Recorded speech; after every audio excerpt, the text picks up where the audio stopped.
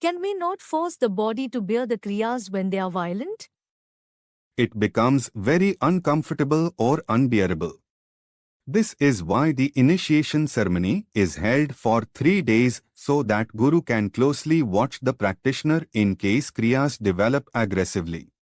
One more thing. So far, we are talking of only the gross kriyas experienced in the body. When kriyas manifest in a person's daily routine, the pace of unfolding destiny will be very rapid. Events start happening at top gear. That is the reason why the kriyas need to be controlled.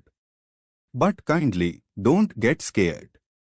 Nothing to worry about when you have taken Shaktipat initiation formally under a guru. These things cause worry for those who have not yet been initiated. If we resist violent kriyas, is it possible that they manifest in more violent ways rather than becoming dormant and manifesting again at the right time? Yes. It does happen that way. In fact, cosmic energy is also conscious about the mental state of the practitioner all the time. The cosmic energy is all-knowing and fully aware. In fact, the human intellect is a gross form of this cosmic energy only. Therefore, don't try to resist the kriyas unless it becomes unavoidable, like you are in a public place, the flow of energy is too much, or you have a guest knocking on the door, etc. Otherwise, karmas will obviously get cleaned later, but kriyas might manifest more violently.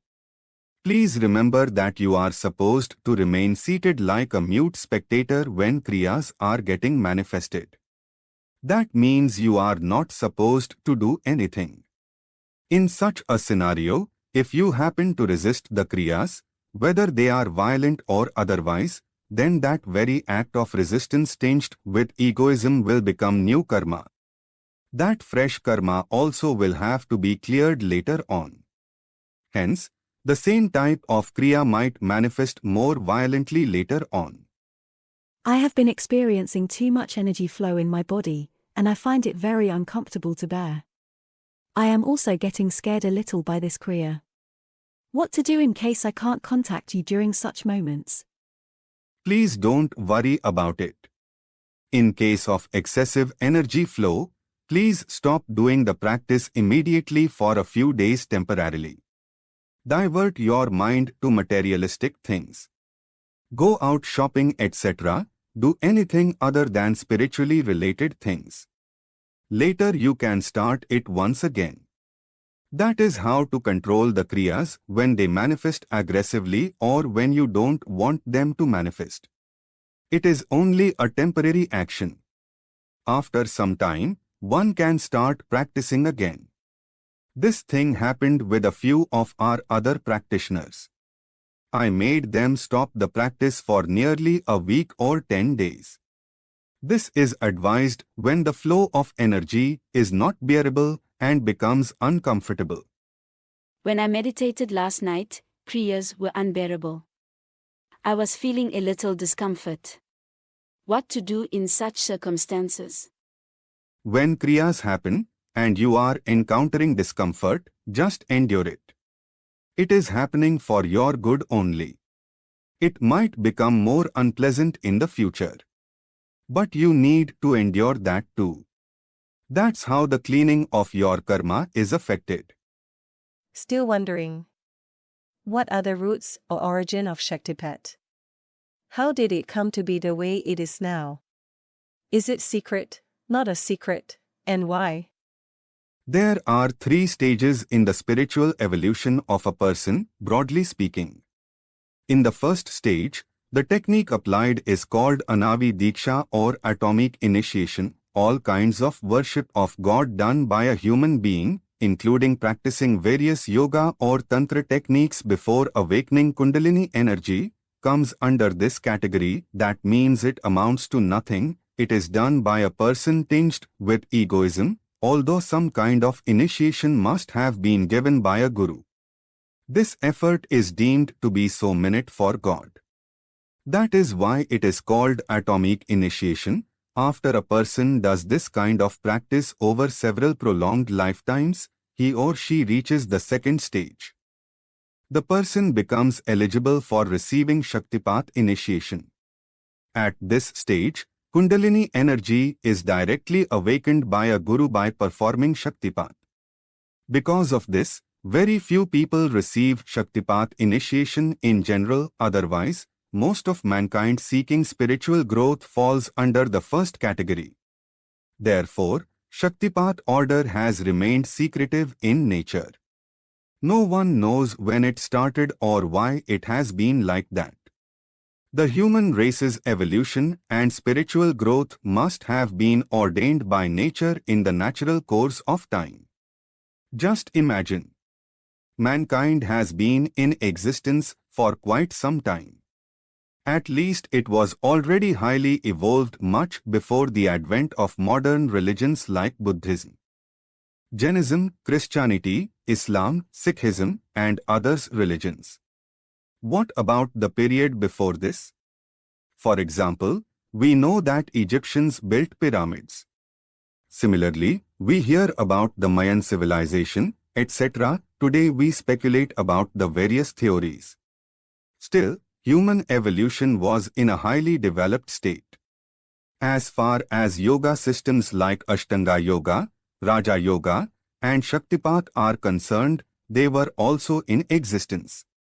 But we have no idea when did they start. So, we do our practice and pay homage to you, and the outcome will be what it is. No expectations. You can't have expectations simply because you have no idea about the high volumes of karma accumulated by you in your past lives. That's the problem.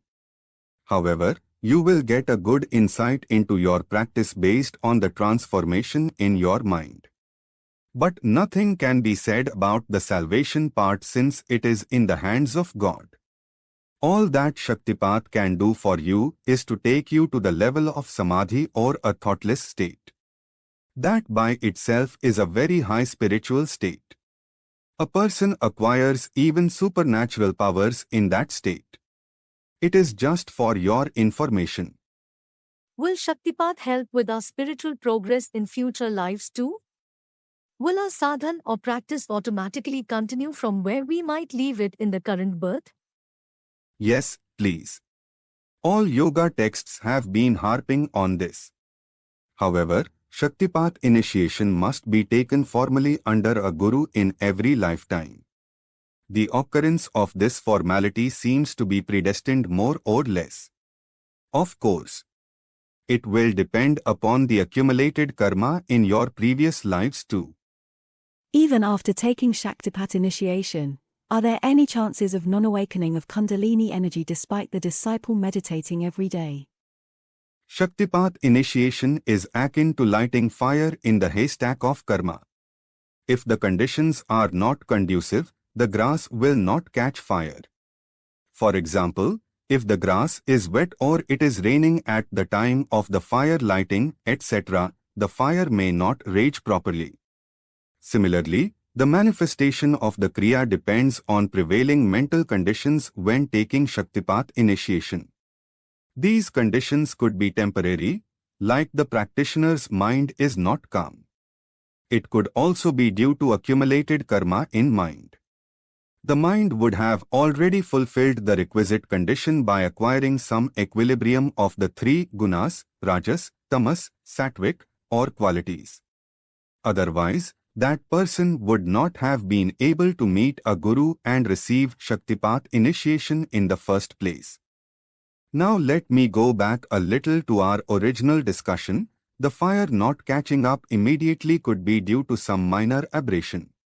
For example, the mind may still need to be more stable with the three gunas or qualities. It means a person may have too much rajas or tamas quality. The remedy is to practice the mantra with a mind focused on Guru. All said and done, Shaktipat, once done, will remain active forever. The spark of spiritual fire will not die down as it happens with physical fire. It will stay dormant if the practitioner does not practice.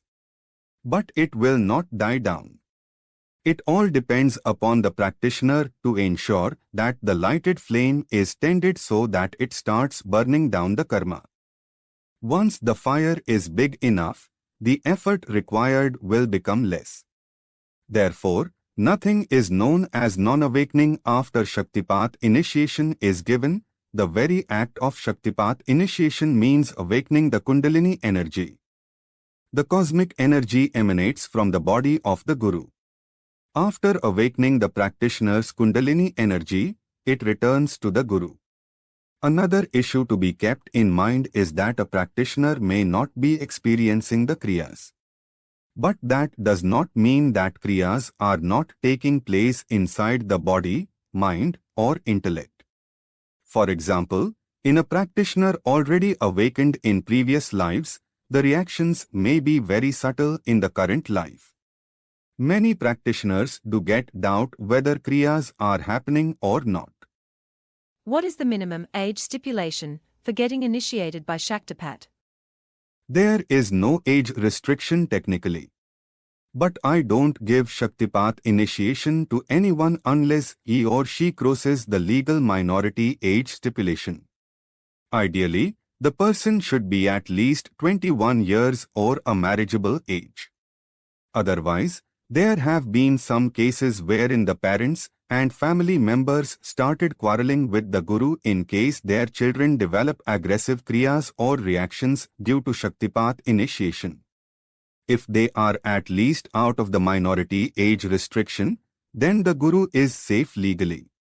Otherwise, the consent of the parent or guardian will be required.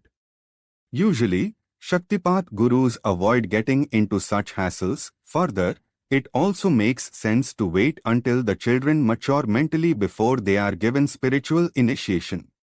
I had to turn down many such requests. Sometimes, even teenage children approached me directly without their parents' knowledge. I question whether Shaktipat can be used as a healing modality in people with a mental illness like schizophrenia or any other. Can these karmic patterns be cleaned through Shaktipat? No, please. It is because of two reasons. Firstly, it will not work out that way at all. They will not be able to receive the Shaktipat. Secondly, it is precarious to give Shaktipat to such people. The reaction could manifest in a counterproductive manner. It can go wild and may not be controllable.